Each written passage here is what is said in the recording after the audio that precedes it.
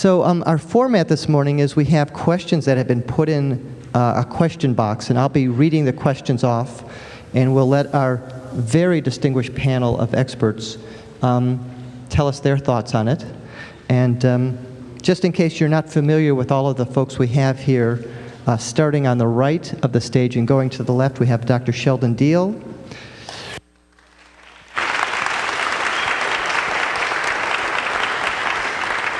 Richard Utt.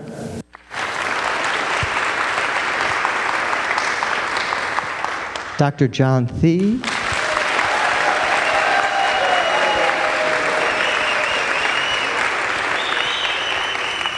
Dr. Charles Krebs.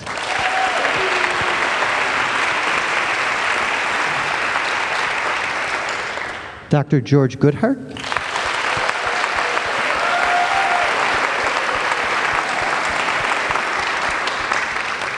Dr. Wally Schmidt.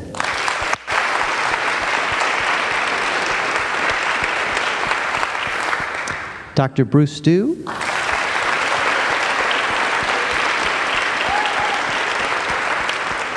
And Dr. Paul Dennison.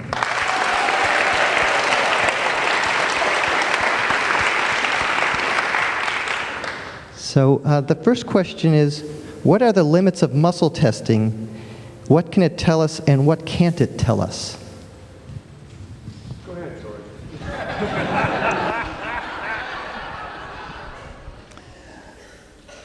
I don't think there are any limits to muscle testing. There are limits to muscle testers.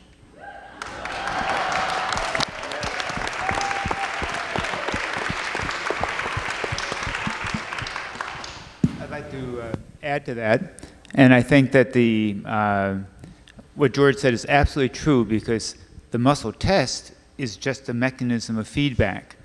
How you interpret it can be where the problem might lie, and some people think it tells you the absolute external truth. All it can ever tell you is the truth relative to that person and their subconscious that you're tapping into, which may have switchings and confusions. And so it doesn't tell you a truth in an absolute sense. It tells you the truth in the subjective sense, but that is their reality. I mean, I had a woman come in and say, "Tell me if my husband's cheating on me."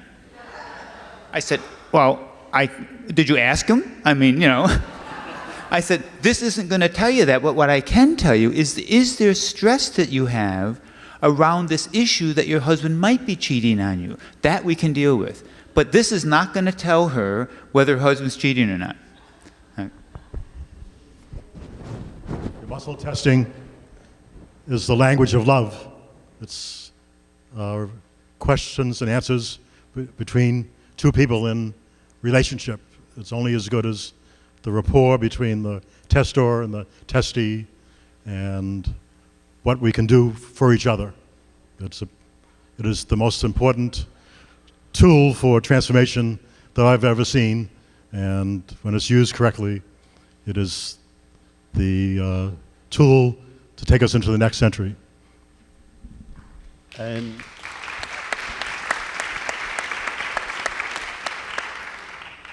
the quality of the answer depends on the quality of the question.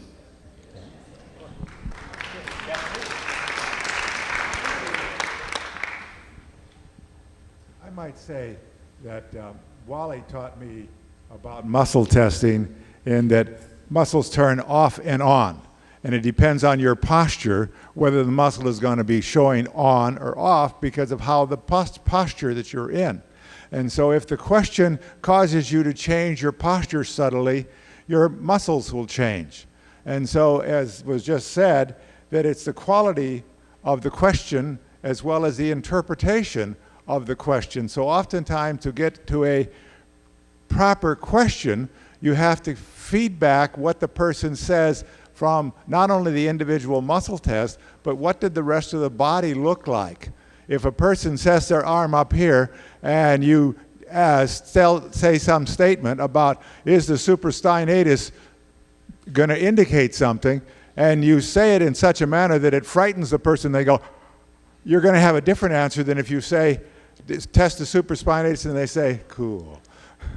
You know, it's going to be a difference according to what happens, and you need to have feedback in conversation back and forth in consciousness on both parties, both the client and the testor. It's the quality of the relationship is what has already been said. And to add to that, it's the context. Muscle testing is context specific. So therefore, often kinesiologists don't realize that. If I say, how are you today? You have to add up everything going on in your life and say, fine or not fine, because those are the only two choices you got. I can't say a little bit fine here and not so good there, but a little better over here. You're going to do this or you're going to do that. And now if I change, and you're sitting down right now, so there's no particular pressure on your left ankle that you twisted yesterday, so it's not hurting. But if I said to you, how is your left ankle today? You go, oh, I twisted it yesterday. Oh, it hurts when I walk on it. That's a not fine. So whether it's fine or not fine, whether it's a locked or an unlocked, is context specific, and always be aware of your context. Okay. Our next question. Are diseases living entities which attack us? Do viruses cause disease? Would you repeat the question? So the question. So I'll repeat the question. Are diseases living entities which attack us? Do viruses cause disease? I think I'm going to refuse to answer that on the grounds that I could incriminate myself. I believe that viruses can be given life by the host to be such a wonderful meal. And a lot of what we think and how we believe allows us to be a welcome host for it to invade and have lots to chew on. So that's my perspective on it. I think it depends on the model of what your reality is. If you have a model that bacteria are present and the type of bacteria that are present with a set of symptoms, you name that set of symptoms with this bacteria and you say, this is what you've got. I think that's a perfectly legitimate type of thing, that whether they cause it or they're coexisting with this set of symptoms, then the question is, with that model, what do you do about it? Do you have a war model that you said, oh, these people that are present when this is happening have to be killed, they have to be destroyed, they have to be worked. That's the model. That's one model that works. War works. And the thing about it is that there's other models that say, oh, these people are present, and they're present because things are not in harmony. So we say, how can we bring you into harmony so you will be in balance for this particular person's life and their goals? That's a different model. Peace and war are often confused because you will say, peace is war. I mean, that's what we're having going on in the world today. We're at war to cause peace. And I'm saying, oh, those are models, that's a third model. You know, that's a third model, that you have war to cause peace and peace to cause war. And so you have to look, what model are you coming from?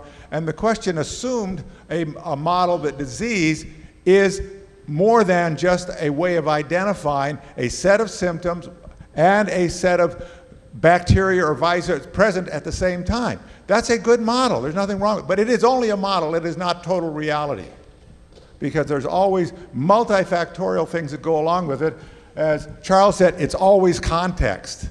What else is going on in a person's life with this?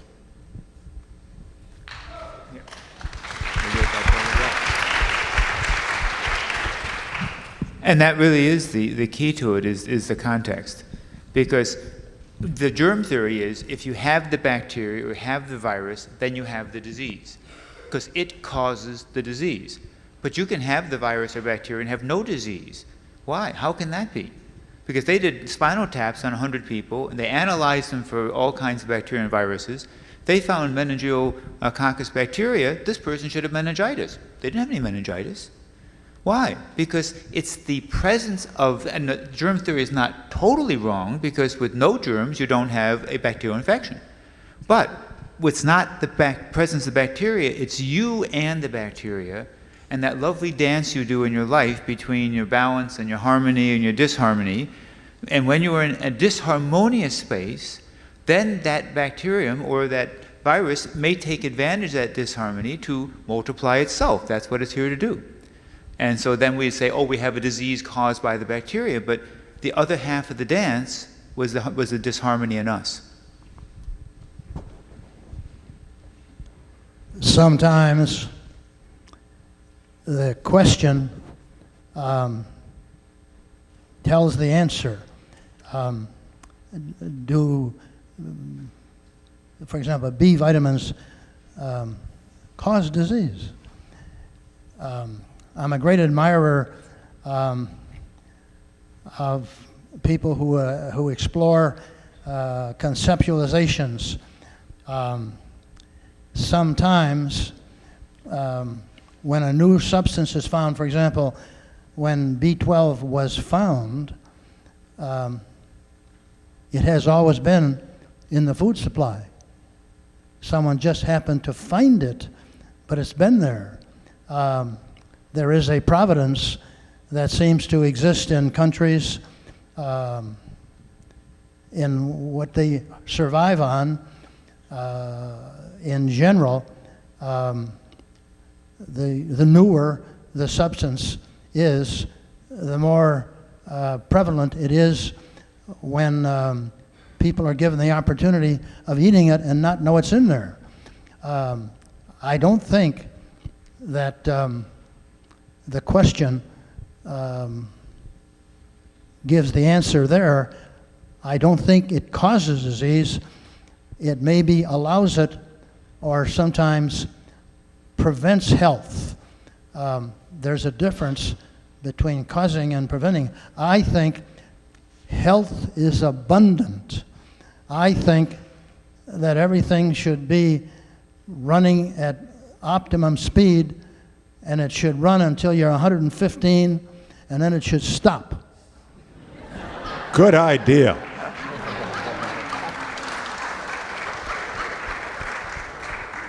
And I think that it, therefore, getting back to the question, I don't think those substances cause disease. They may interfere with life and health, but the evidence is very strong that we do not go on a decline. And my father used to say, there's nothing wrong with getting old if it all goes older at the same time. But you get old at different parts, which isn't the... And that is like my father's common sense used to astonish me, because he didn't care how something worked. I remember having a long discussion with him on how a hydroflow transmission worked in a Buick car. And he said, why are you concerned with that? It works. You don't have to know how it works. It works. When you get in the car, it works. I said, but I would like to know how it works. He says, that's your problem.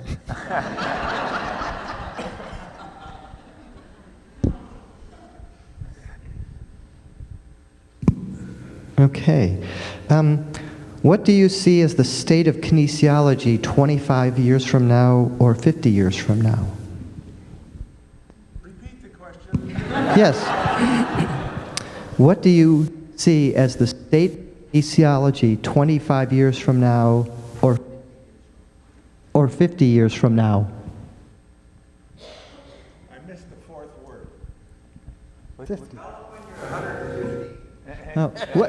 What do you see as the state of kinesiology 25 years from now or 50 years from now? Success?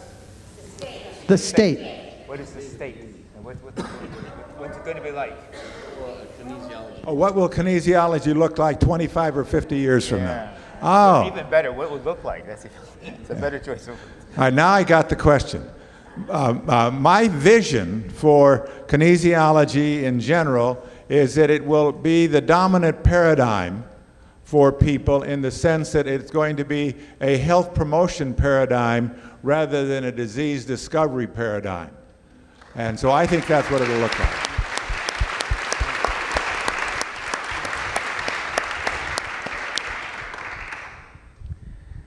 There, go ahead, Sean. I think the medicine of the future is energy medicine. And I think we who practice alternative methods today are going to be the general practitioners of tomorrow. And the present medical specialties will be just that. They'll be specialties that the general practitioners may refer to, but the general practitioner will be the alternative medicine that we're practicing today. And today, we see patients, if we say, well, if we could have seen you earlier, maybe we could have helped you. Well, that's what's going to happen in the future. People are going to become more self-responsive to take care of their own health. They will turn to alternative practitioners as a first portal of entry, not the last. And so we will be privileged to be the general practitioners of the future to practice this type of medicine, which kinesiology is the basis of. I had a... Go ahead. I'm sorry? There's no better tool. There's no better tool than the tool which we have. There's no better tool. A number of years ago at the first ICAK meeting where we all were first given our diplomates, it wasn't the first meeting, but it was when we first given our diplomates, there was one of the charter diplomates, and he said we all had to get up and speak when we got our diplomate certificate given to us, and it was Jaswan Khalsa, who's a medical doctor, and he said we used to sit around in the residencies and talk about, during the residency, and talk about what would be the best tool to use if you had only one tool. And one guy would say, I want a stethoscope, and another person would say, oh, I want a light, and another person would say, I want a blood pressure cuff. And Jaswan said, I want these. Just my hands. That's the best tool. Now, I don't know what the future is going to be, but at the present, we have the best tool. And as Dr. Goddard says, what exists persists, and what persists exists. And kinesiology exists and will continue to persist, and it will be and play a major role in the future, whatever that evolves to be.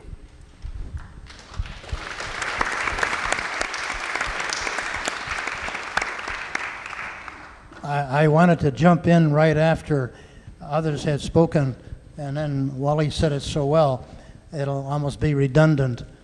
But the patient I saw just a few days ago had a difficult problem, and I said, I think that I think there's a scar somewhere that has taken a dominant pattern in your body, and I said, it's affecting something. And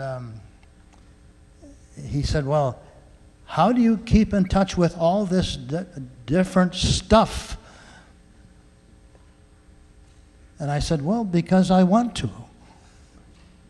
What you can be when you use AK, you can be better than you are, because you learn as you do, and that's exactly what we've all been talking about. Where will it be? It'll continue to rise because we are finding more and more about what medicine is doing. It's finding more about less and less. And we are finding out more and more about more and more. And that's the difference.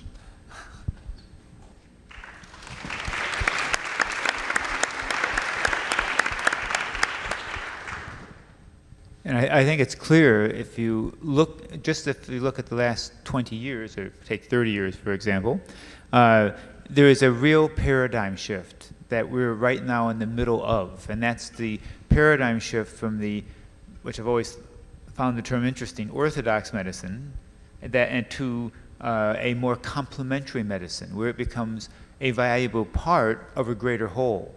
And I think the greater part of that whole, at least at the interface, as John has said, will be, and Sheldon has said, is going to be energy medicine.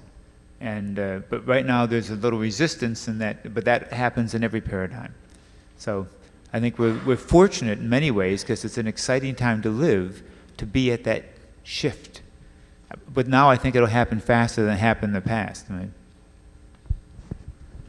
I might say that in 1975, I spoke at the first Holistic Health Conference. It was sponsored by a medical school, University of San Diego I mean, San Diego, University of California, San Diego, at the medical school there in cooperation with the Mandela Society. And at that time, Malcolm Todd, the president of the AMA, also spoke. And what it was is that he was saying, why is medicine in such trouble? And he said, we looked at it, and medicine was in trouble because our patient believed our promises. And we had a PR program that says, with chemistry, you'll have a better life. And they believed that. And so now they're expecting us to produce. But with drugs, we can have somewhat of a better life, but it's not nearly as good. And then the Institute of Medicine at the US government opened an office 11 years ago, the Office of Complementary and Alternative Medicine. And they said, well, what is alternative and complementary medicine? Or they reversed it, they say complementary and alternative medicine. And they said it's anything that people use that isn't taught in medical school. And then what happened is the medical school started putting in alternative and complementary medical classes in the medical schools. So what I see actually happening 50 years from now is there will be only one profession, and energy medicine and kinesiology will be part of that because it'll be taught in medical schools, and because they're already established, that's where it's going to go. There will still be alternatives, like there's still alternative medicine, but out there, because there's always people on the cutting edge that the orthodox group isn't going to accept. But we're moving into the definition. By definition, we have to be eliminated when we're accepted. Yeah. I had the opportunity a few years ago to be invited to the University of Arizona to speak before the alternative medicine department of Dr. Andrew Wiles. And I didn't realize what I was getting myself into when I accepted. And I went, and I got all dressed up for him and what have you, you know, to look good. And I brought a few books along, and they were just kind of looking at me dumbfounded. Just, you know, because they're already the complementary medicine people, because they're the first class that ever graduated. How could anybody else come in that had written anything about it prior to them? Because they were the first class in medicine, supposedly in the United States. And so I didn't realize I was challenging a bunch of egos and a bunch of firsts. And so there's this really grumpy looking fellow in the audience, and he said, I said, how come you're not smiling? This should be a happy group. And he said, oh, my wrist hurts. And I says, well, I'll tell you what, let's forget the presentation. Why don't you just come on up here and we'll see what's going on with your wrist. And he says, and he said, okay. So he comes up and I says, move your wrist. I said, I can't, it hurts. So do you mind if I touch a few points and what have you? So I went through the general things we all do and did a little bit of this, a little bit of that. And I says, now, do you think you could take notes with that hand now? He said, I'll be darned. And so he went back, and this other doctor really got ticked off. He walked out. And that was his patient. That I don't know. And so there's a few more willing challenges. Oh, I got this low back pain. And he says, well, okay. I mean, since this is what this is all about, why don't you come on up and we'll do a demonstration. And you know, after a while, I took my tie off and I took my coat off, and I was like one of them, you know. And they're putting their arm around me and say, "Hey, would you get can I get a snapshot with you?" And the whole thing kind of changed. But there's this one guy. He was out there fuming and fuming. And so I finished the presentation. I had about an hour and a half to play with, and I had 5 people that I got the opportunity to do demonstrations on, and I said, this stuff really works. This stuff now, it works now. And I said, so apparently all of these doctors on Saturday morning get together in a chat room, and they were comparing how well they felt now compared to how they did at the during the presentation after whoever was fixed. And of course, the gentleman who got it all going was the guy that walked out. And so this was going, and this was told to me after the fact online. And they were just like, oh, he dressed up too good. And his books are too slick. And there wasn't anything wrong with the presentation. Wasn't anything wrong with any of the people. Oh, I feel a lot better than I did when I went in there with their comments. And then Dr. Andrew Weil silently put, he knows who he's talking about, and nobody else wrote anything else in that particular context. So it's interesting on the perception of how you look. Now, I've gone to a lot of trouble and put over $5 million into my presentations because I believe in Dr. Goodhart so much that the body never lies, that I think the way we go about presenting ourselves and putting ourselves out there to the public is very, very important, that not only do we look good, but we perform, just like what we were saying, that the chemistry model wasn't working. And now all of a sudden, a lot of people feel lied to. Well, if I make the challenge to all of you to whatever presentation that you put together, because a lot of you are going to go on for many, many years from now and go to places all of us will never see. And you put your best foot forward, your best attitude forward, because you want to know who learns from you? The people that are watching. And they don't learn from every word that you're speaking. They learn from your attitudes. They learn from your enthusiasm. They learn from who you are.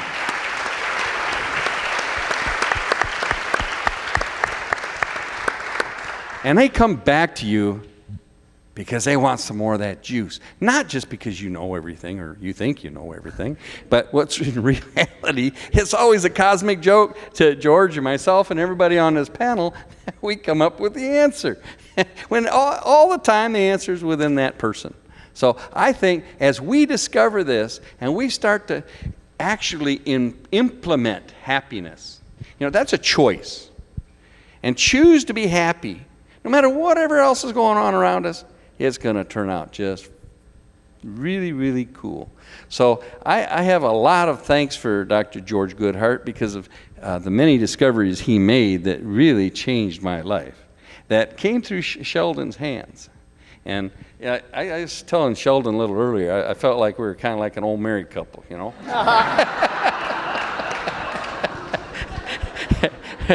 We just didn't share wives. We shared lives, no wives. But what's really interesting is I used to clean his office before I ever met him as a chiropractor. I was in the military in 1972 at Davis-Monthan Air Force Base, and I had the opportunity to have a weekend job to earn a little extra income because I made 3 or 4 times more than I made all week being an automatic flight control system specialist. So all I had to do is go to this one office and clean it and I'd lay down on the tables, and this is long before, and I'd use that little massager machine he has in there, and I'd bring a friend with me and say, would you do this to my back? I emptied the waste baskets and did everything else I was supposed to do. I got a lot of good use out of his office. And I always look forward to Saturdays because I got that opportunity. So it's interesting how small this world is. And then so many years later that it took me to really understand. I'd been going to him. I started seeing him in 1979. I cleaned his office in 72 and didn't recognize that I did both of those until about 1980. Or is it 1990? 1990! It was about 11 years after the fact that I put that together. And it was something in the smell. I said, this smells like something I used to clean a long time ago. So anyhow, I think that provides the answer.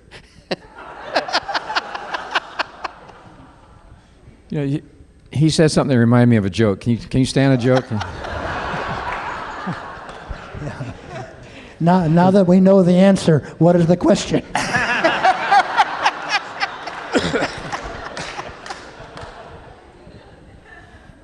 This guy goes to the doctor, and he notices in the doctor's waiting room there's only 2 types of magazines. There's National Geographics and there's Playboy. That's the only magazines in the waiting room. And when he gets back to see the doctor, he inquires as to the unusual combination of magazines in the waiting room. Why would you pick those 2 magazines? The doctor said, well, it's very simple. They both contain beautiful pictures of places I'm never going to get to visit.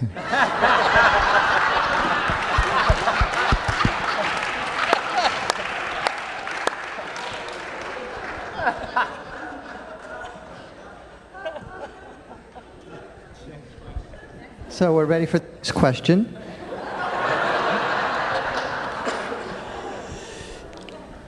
And this question is from the moderator, so there's a perk to this job. Why is it that with muscle testing we can discover obscure hormonal or organ problems and also find obscure nutrients that will fix things that we've never even studied, but we can't use it to find the car keys we had 20 minutes ago? Just you can't find them. Carrie does that all the time.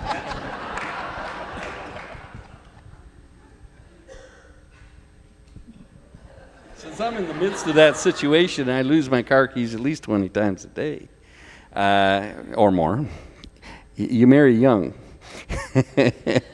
And they have better memories. No, actually, I'm just very fortunate to have just been married February 26th. So, but I didn't marry her for her mind. But she happens to have a better one than me. But it's really interesting. I think that the mind and the ability to remember changes as we allow ourselves to have enthusiasm for life. And to answer that question, I think the enthusiasm of being in such a young and new situation has improved my memory, so I only forget where they're at about 10 times a day now. And she never done a muscle test on me. And she's not a kinesiologist, but she was brought up in Natura, Mexico, and she knows the laws of life and how to live and how to be. And I've learned more about life in the last few months than I ever really realized I'd been learning the last 25, 30 years. And I may only have an echocardiogram that shows 18% ejection fraction, but I sure get a lot done for someone in that situation. And so what changed? A kiss, a marriage, and an attitude. And so all I say to you is, let your attitude change. It makes you younger and your memory gets better.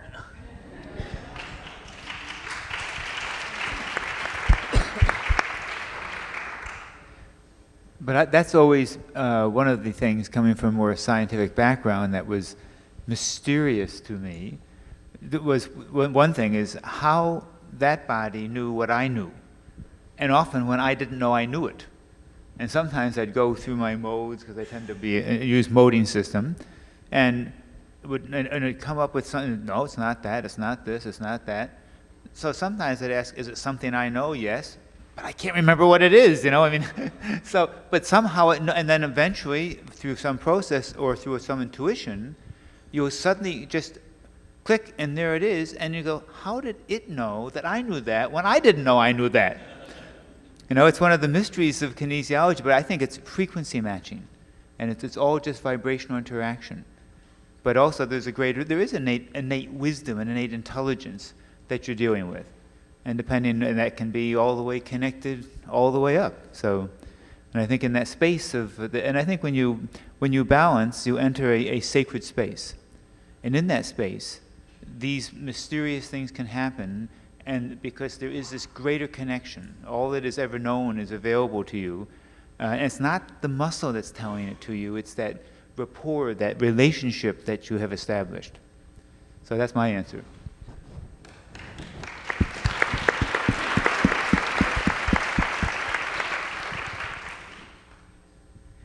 There was a study reported some years ago, many years ago, where they took rats and they ran them through a maze and they taught them how to do a maze.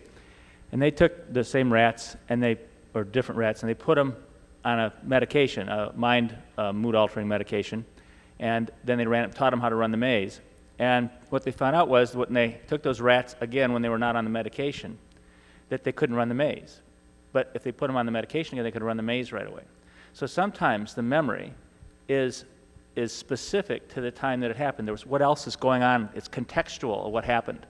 And if you're under a high level of stress, there's studies they do with athletes, and there's a combination of the stress of the event, like is it the World Series, the stress of the moment, is it like there's a runner on third base and you're one run behind, compared to no stress, just an average game, compared to when there's no involvement. And the best athletes peak at the time where there's the greatest amount of stress in the situation and the greatest amount of stress in the moment. And there's like a bell-shaped curve about that. So there is a lot that happens in our nervous systems and our ability to perform based on the context of what is going on at the moment.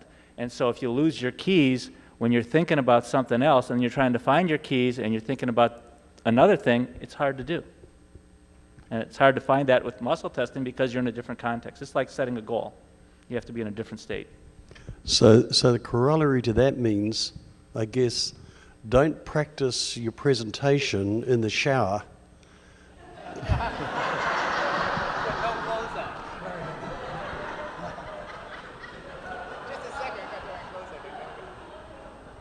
I have a good friend, John Diamond, who wrote a very nice introduction to You'll Be Better at a time when that it could have kept him out of the New York State Medical Society's sacred sanctums.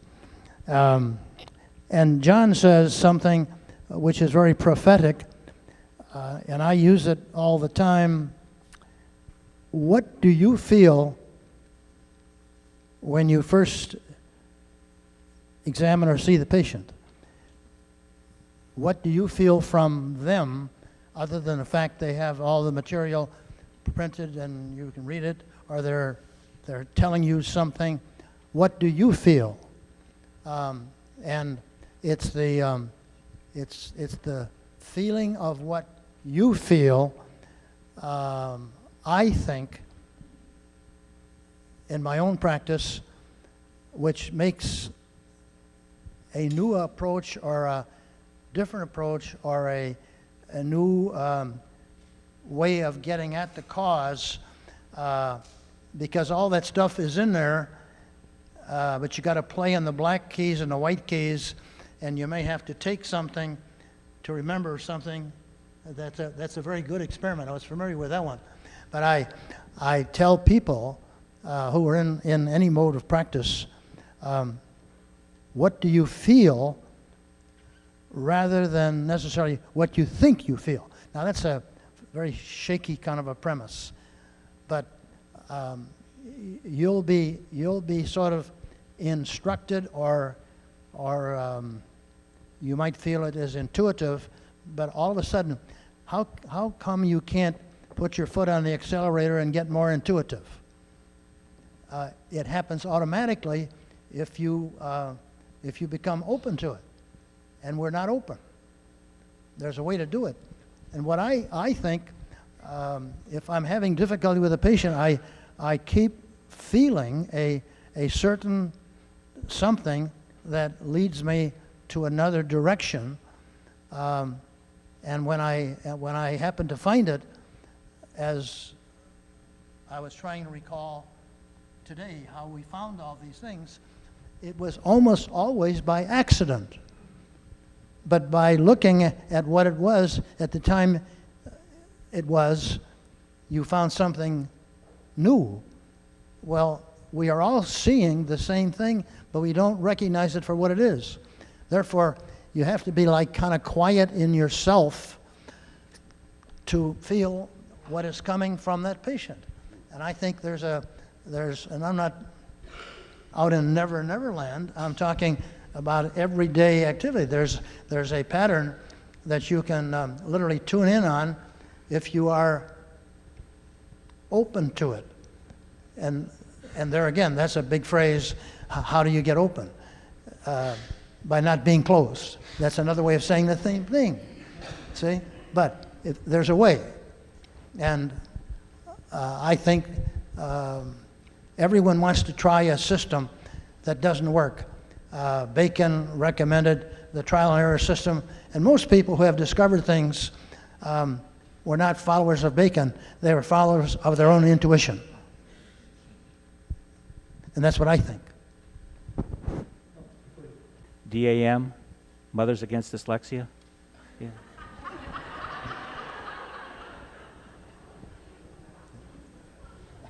Better if you can see that, Wally. So I just want to add that to me, the purpose of muscle testing is to get in touch with our bodies and be able to notice what's happening, to be aware, to be present, and as kinesiologists, teach people to be present and aware of themselves and to enjoy, raise the quality of life. And if we can slow down and be present, we're not going to wonder about where our keys are. We're going to, if we're busy rushing, heading there, thinking too much about 5 different things, and we get unconscious, we only want to use muscle testing to get present. We want to, how about getting present and using muscle testing for the important things? It bothers me to hear people muscle testing, should I go to this restaurant or that? So if you can't notice what you want to do and what feels good to you, then you're really missing the point. I see the point of our work as to get people more aware of quality life.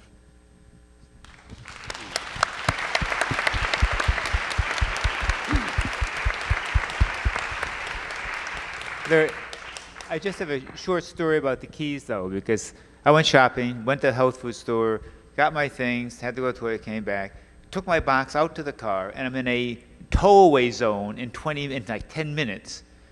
No keys. Now, I can't feel my hands. I have no sense of touch since my accident.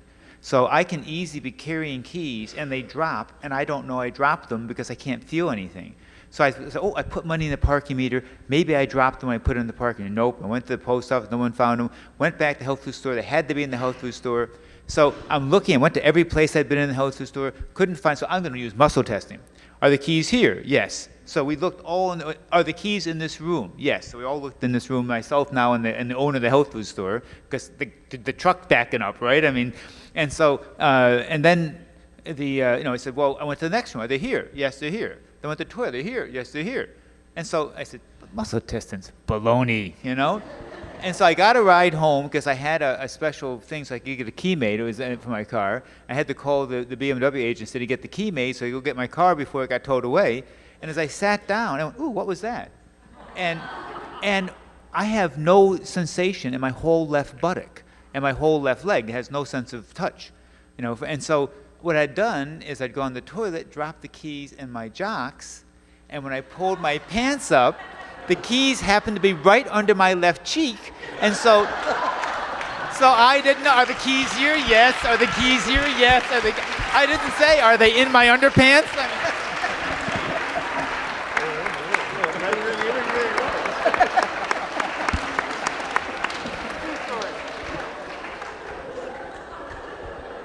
Next question, please.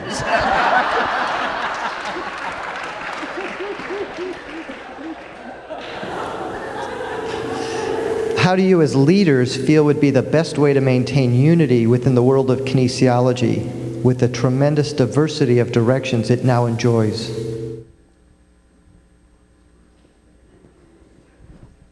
Respect each other.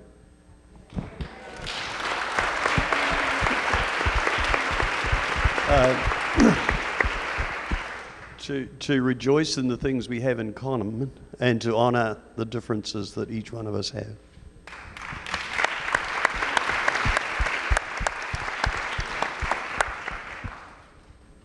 I see in this conference, more than any I've attended before, a deep respect for drawing out the unique information, the unique individuality of each and every one of us. And I see a real coming together of the kinesiologies, and I welcome it. The day of being off on our own and doing our own thing is coming to an end, and we're going to be working together more.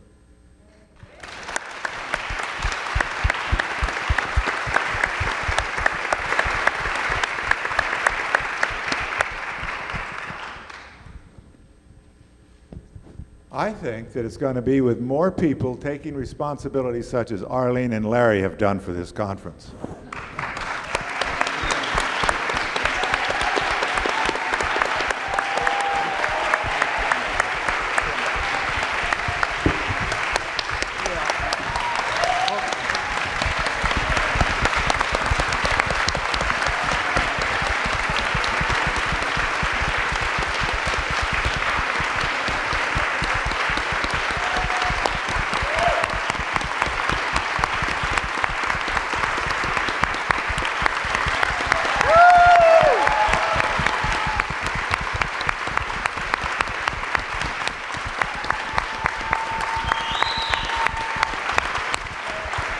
what I mean by that is that Arlene and Larry said, I don't like the way things are going. And instead of just complaining, they did something important about it. And I think that's what's going to bring unity, is when we say, each one of us say, I don't like the way things are going, and I'm not going to complain about it, but I'm going to change myself in a way that I'm going to see the positive things that are happening. And if one of those positive things is say, I'm going to put on a great conference, a better conference than ever been held before, and I'm going to make it happen. And I just want to thank Larry and Harry, and you know that lady over there.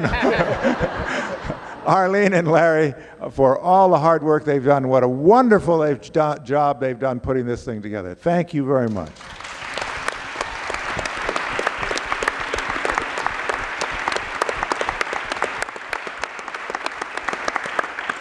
I would like to make an offer to Applied Kinesiology and to Dr. Wally Schmidt and to Touch for Health that we have many drawings of anatomy and physiology and what have you.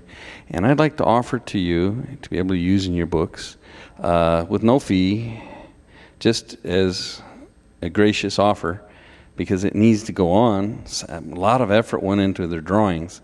And if you ever see anything in our books, if you don't mind saying where it came from, that's fine, but you're welcome to use that in your research and your papers, because I want that to mean something, and not just for applied physiology, but for all of kinesiology.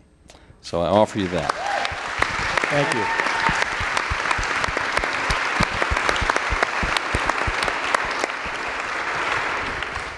And that's the sharing that we need to continue to do to make it happen. That's a wonderful offer, gracious offer. Thank you. And I think maybe it should be wouldn't it be interesting to have a kinesiology database of information and, like drawings, and so you wanted to do a presentation, you could go to a website and download the relevant drawings that are relevant to your work with the acknowledgments of where they came from. That's the major thing, is they acknowledge your sources.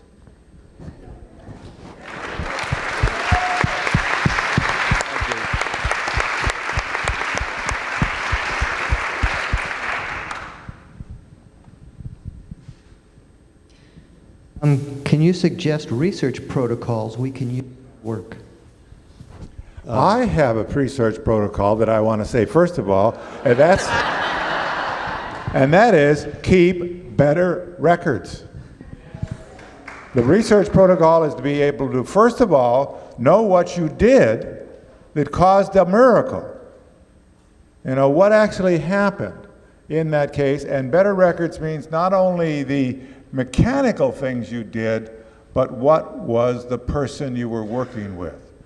What was that person as a story? What was their story that they had to do that? Because if you just work it in the failed paradigm of naming a disease and then saying, push this button to get that disease over, that paradigm is dying. And we as hospice workers for the paradigm need to show a new paradigm, which is listening to the patient's story and recording the story as well as what we did.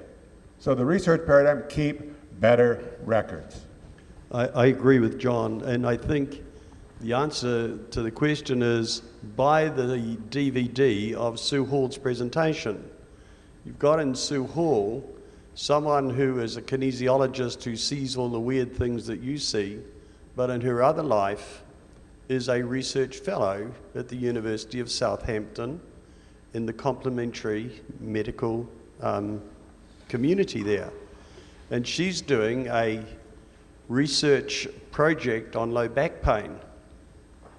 And the work that's gone into developing that research protocol is something that we should all be taking advantage of. And so those who were at her talk yesterday afternoon will know what I'm talking about. The rest of you, get the DVD or get the tape or what's ever available, because it's all laid out for you there, what needs to be done and how to do it correctly so that it can be published in peer-reviewed journals. The other thing is that when you have better records and you have a way of doing it, eTouch for Health has a record-keeping system, but it isn't only for Touch for Health. you can use any kinesiology in it. And we now have in the almost complete, 99.9% complete of the e-touch gateway, where you will be able to take and put what those stories are up onto the internet, where they'll be there anonymously, and you will be able to look at what other people did and be able to search a database from worldwide. This is what we need to do for research. We need to have good records and some place that we can all look at the records.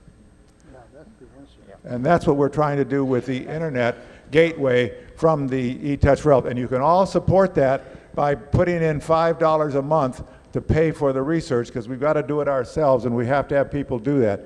And for a Starbucks coffee, not even a latte, a month, I think it's well worth it to all of us to support that program. And so order the Gateway program and the eTouch for Health program, because together it's $110, and that's one night out if you're cheap.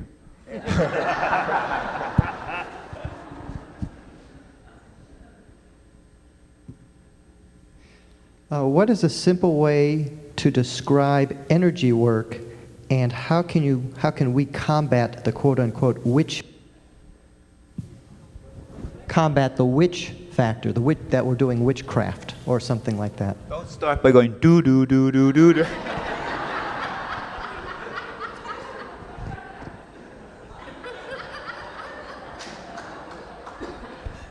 That's it.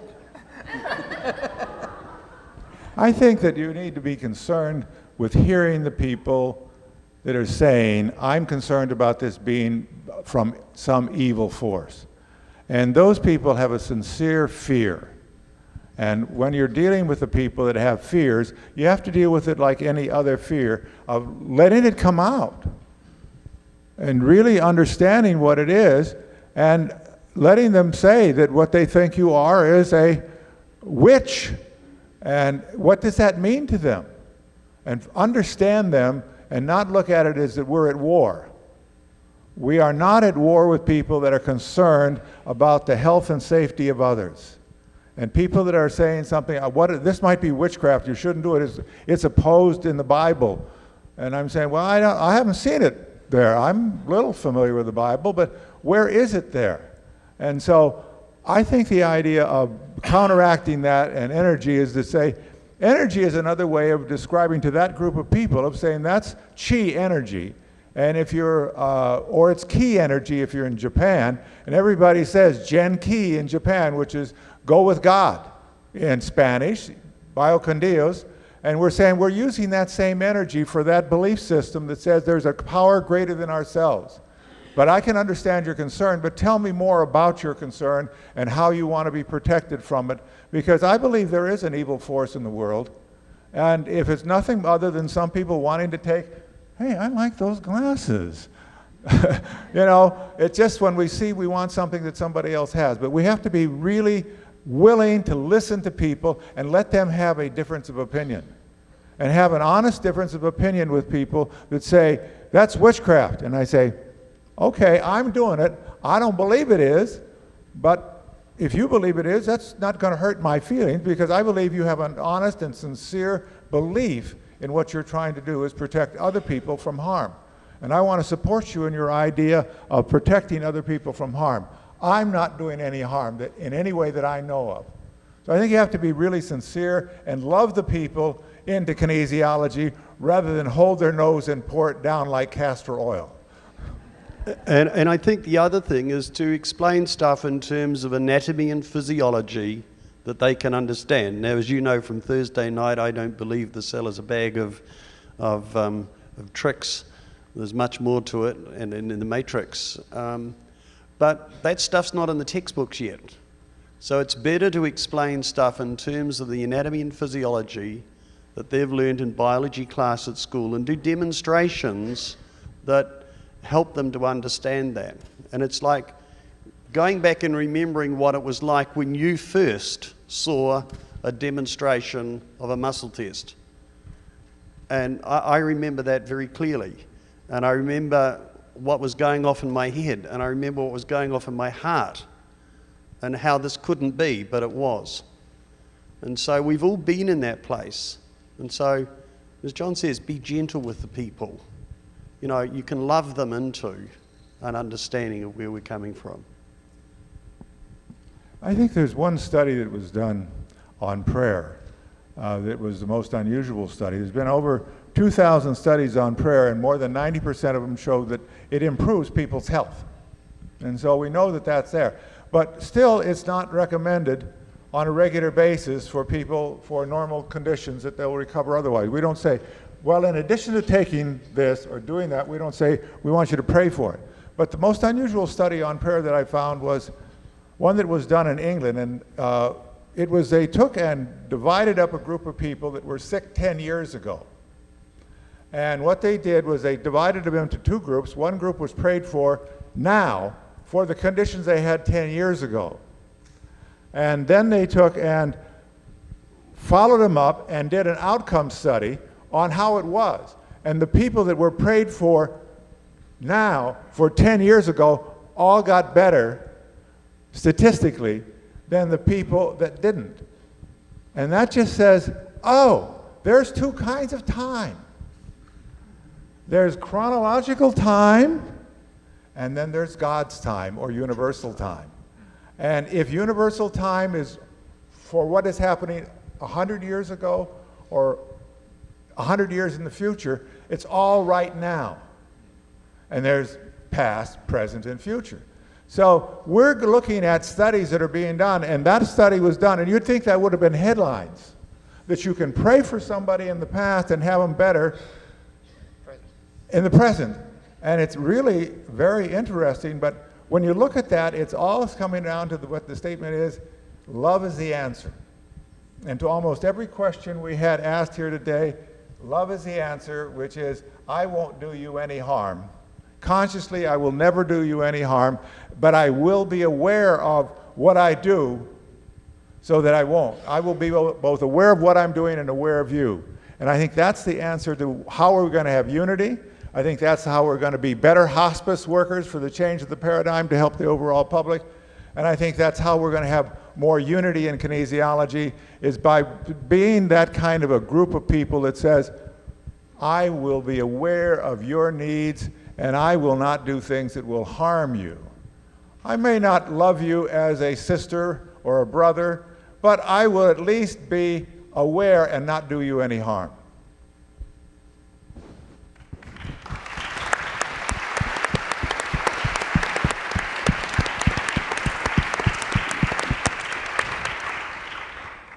The oldest aphorism in the art of healing is Nili nan no chare. First, do no harm. And that's the answer. Therefore, you should have skill. You should have many things. But in your process of thought, it's easy to love a small child, newly born, who's smiling at you. Very hard to love a person who smells bad, looks bad, and is bad. But you have to do it. And when you do it, that's the process that makes what John was talking about work. It has no time factor, and it's a very subtle thing. But the ancients weren't so stupid.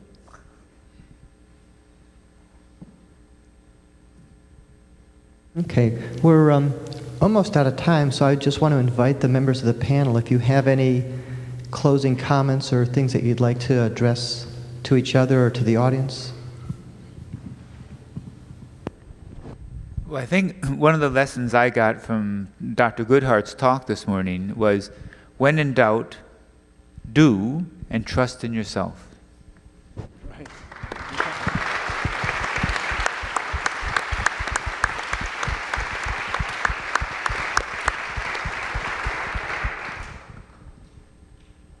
Perfect. That was good close for all of us. I just want to say thank you to God for bringing all of you here.